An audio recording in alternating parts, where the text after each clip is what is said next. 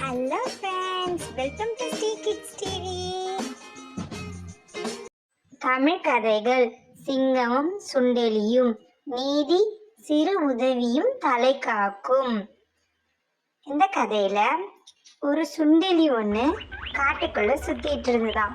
அது ஒரு குகை மேல ஏறி இறங்கறதுக்காக அது கிட்ட போச்சாம். அப்பதான் அங்க ஒரு சிங்கம் தூங்கிட்டு இருந்ததை பார்த்துதான், சரி நம்ம தெரியாம பொறுமையா ஏறிடலாம் அப்படின்னு அது கிட்ட போச்சான். அது கிட்ட போனோடனே சிங்கம்னு கூப்பிட்டுச்சான். சிங்கம் அசந்து தூங்கிட்டு இருந்தான். உடனே சுண்டெலி மேல ஏறலான்னு சொல்லிட்டு ஏற ஆரம்பிச்சுதான்.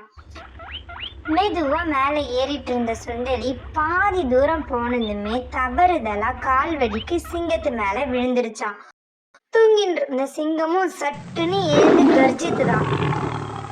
கர்ஜனைக்கு அப்புறம் யார் என்னை எழுப்புனது அப்படின்னு அவங்கள தாக்குறதுக்காக முற்பட்டுதான். அப்பதான் அங்க ஒரு சுண்டெலி இருப்பதை பார்த்துதான்.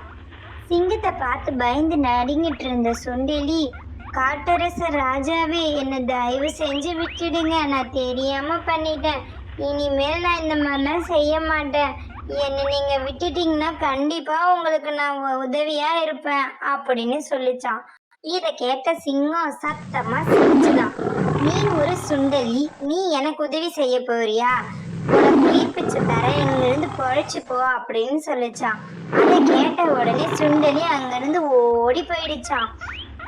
சில நாட்களுக்கு அப்புறம் சிங்கம் சந்தோஷமா காட்டை சுத்தி பார்க்க போச்சான்.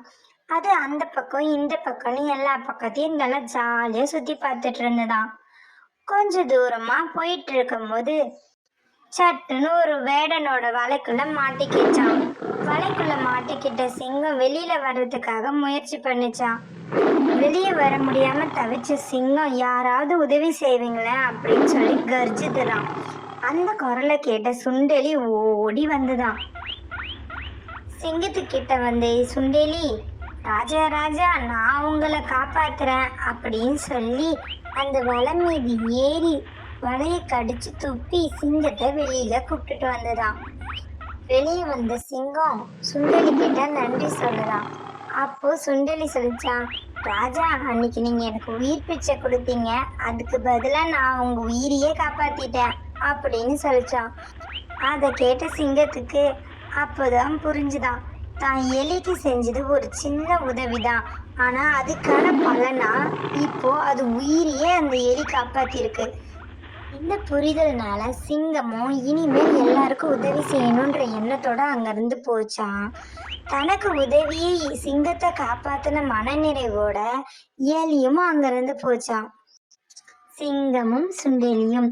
இந்த கதையில இருந்து நம்ம என்ன தெரிஞ்சுக்கிறோம்னா, ஒரு சுண்டெலி அறியாம செஞ்ச தவறுக்காக பிழைச்சு போகணும் சிங்கம் விட்டுச்சு. ஆனா அந்த சிங்கத்துக்கு ஒரு பிரச்சனைன்னு வந்தவனே அந்த சுண்டெலி அந்த சிங்கத்தோட உயிரையே காப்பாத்துச்சு. தான் செஞ்ச ஒரு சிறு உதவியோட பலனை பார்த்த சிங்கம் ரொம்ப வியந்தது. இனிமேல் எல்லாருக்கும் உதவியா இருக்கணும்னு முடிவு பண்ணுச்சு. அதனால நம்மளும் நம்மளால முடிஞ்ச சிறு சிறு உதவிகளை எல்லாருக்கும் செய்யணும். அப்படி செய்யும் போது நமக்கு ஒரு உதவின்னு வரும்போது கண்டிப்பா அந்த உதவிகளோட பயன் நமக்கு உதவியா வந்து அமையும். இததான் பெரியவங்க சிறு உதவியும் தலை காக்கும்னு சொல்லுவாங்க. தேங்க்ஸ் ஃபார் வாட்சிங் our channel. Like, share and subscribers.